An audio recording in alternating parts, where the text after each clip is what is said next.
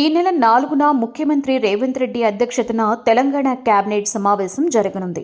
సాయంత్రం 4 గంటలకు doctor BR Ambedkar సెక్రటేరియట్లో రాష్ట్ర మంత్రివర్గం సమావేశం కానుంది.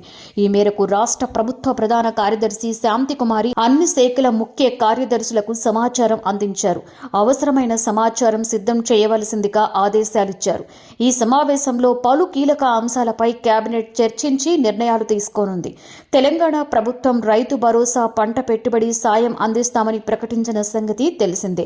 సంక్రాంతి నుండి ఈ పథకం అమలు చేస్తామని అసెంబ్లీ సమావేశాలలో వెల్లడించింది. ఈ మేరకు అర్హుల ఎంపిక విధి విధానాల ఖరారు కోసం డిప్యూటీ సీఎం బట్టి విక్రమార్క అధ్యక్షతన కేబినెట్ సబ్ కమిటీ కూడా ఏర్పాటు చేసింది. 2 రోజుల క్రితం సమావేశమైన కేబినెట్ సబ్ కమిటీ అర్హుల ఎంపికై కసరత్తు చేసింది. ఈ మేరకు ఈ నెల 4న జరిగే కేబినెట్ భేటీలో చర్చించి రైతు భరోసా పథకం అమలుపై తుది నిర్ణయం తీసుకోనున్నారు. అనంతరం రైతుల ఖాతాలలో పంట పెట్టుబడి సాయం కింద ఎకరానికి 15,000 జమ చేసేందుకు నిధులు విడుదల చేయనున్నారు. ఇక కొత్త రేషన్ కార్డులు కూడా మంజూరు చేస్తామని మంత్రి ఉత్తమ్ కుమార్ రెడ్డి ఇటీవల ప్రకటించిన సంగతి తెలిసిందే.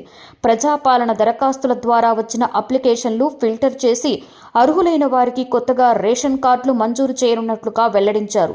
దాదాపుగా 30 నుండి 40 లక్షల కొత్త రేషన్ కార్డులు మంజూరు చేసేందుకు ప్రభుత్వం సిద్ధమైంది. ఈ నేపథ్యంలో కొత్త రేషన్ కార్డులపైన కేబినెట్ భేటీలో కీలక నిర్ణయం తీసుకోనున్నారు. ఇదే కాకుండా రైతు కూలీలకు ప్రభుత్వం ప్రతి ఏడాది కూడా 12,000 ఇస్తామని ప్రకటించింది. డిసెంబర్ 28నే పథకం ప్రారంభిస్తామని డిప్యూటీ సీఎం బట్టి విక్రమార్క ప్రకటించిన మాజీ ప్రధాని మన్మోహన్ సింగ్ మృతితో ఆ కార్యక్రమం వాయిదా పడింది. జనవరి 4న జరిగే కేబినెట్ భేటీలో ఈ అంశంపైన చర్చించి రైతు కూలీల అకౌంట్స్లో డబ్బులు జమ చేసే అంశంపై కీలక నిర్ణయం తీసుకోనున్నారు.